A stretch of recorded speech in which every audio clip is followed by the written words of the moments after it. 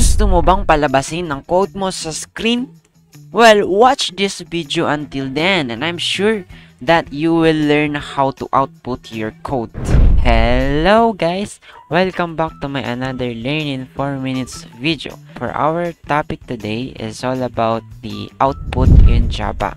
So malalaman nyo dito kung paano palabasin sa screen ang inyong mga code.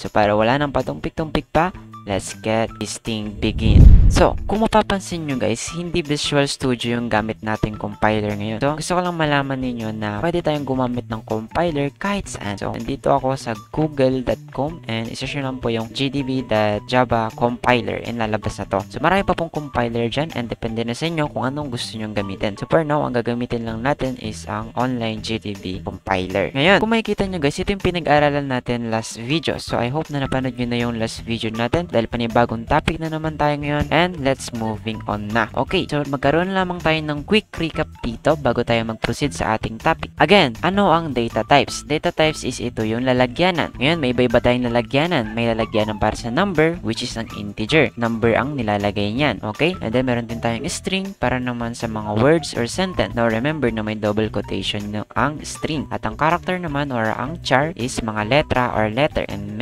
remember na single quotation naman ito. Ito naman tayo sa double. Double ito naman yung mga number na may mga decimals. Ito yung mga 99.9, 98.99, ganun. Boolean naman guys, ito yung may value niya is true or false lamang. So, itong dalawa lang ang magiging value niya. It's either false and it's either true. Yan lang ang pwedeng maging value ng boolean. At variables naman, ito yung kabuuan. Ito yung buo. Okay? Okay guys, paano naman na natin mapapalabas itong value natin na 19, itong move but if, itong C, itong 99.99, itong true sa ating screen. Dito na guys papasok yung outputting or ang tinatawag natin na print out. Syempre, papaano natin magagawa yun guys? So again, tignan nyo na lamang again ang syntax natin. Ang syntax is ang rules, so dapat lagi nyo sundin. Ganito lamang yun guys. Sa loob ng ating method, sa block of code lang din natin gagawin ang system that out that print parentheses and semicolon.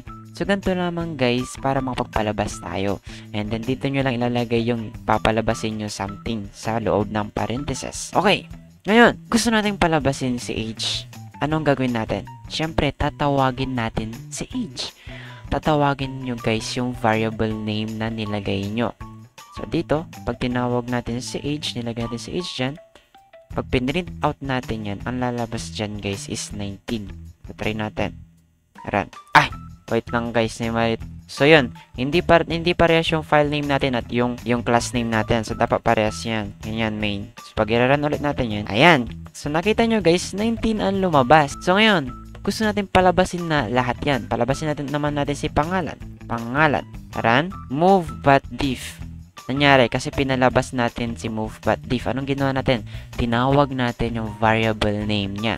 So para mapalabas nyo yung value ni variable, tatawagin nyo yung variable name niya. Tatawagin, hoy pangalan, labas ka dito. So ganun yun guys. And ngayon guys, pwede naman kayong magpalabas, magprint sa pamamagitan ng double quotation. So pag nag-double quotation kayo dyan, kahit anong ilagay nyo dyan sa double quotation, yan ang ilalabas niya at i-output niya guys, no? So, makikita nyo, ganyan din.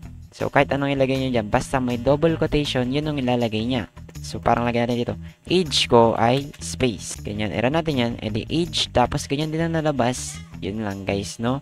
Ito yung isa pang pamamaraan. And then, yung pangalawa naman na pamamaraan is yung pagtawag natin sa variable name natin or sa variable natin. So, tawagin naman natin si middle name, ganyan ang lalabas. C. Tawagin naman natin si average. Ang lalabas, 99.99 dapat yan. So, 99.99. Isa pa. Labasin naman natin sino? Boolean. Itong true. E di tatawagin natin si result kasi yun yung pangalan na nilagay natin sa kanya. Hey, result. Labas ka dyan. Punta ka dito sa output. Ayan. True. So, yun lamang guys ang pamamaraan para makapag-output. So, maraming salamat. See you guys on my next videos. Goodbye.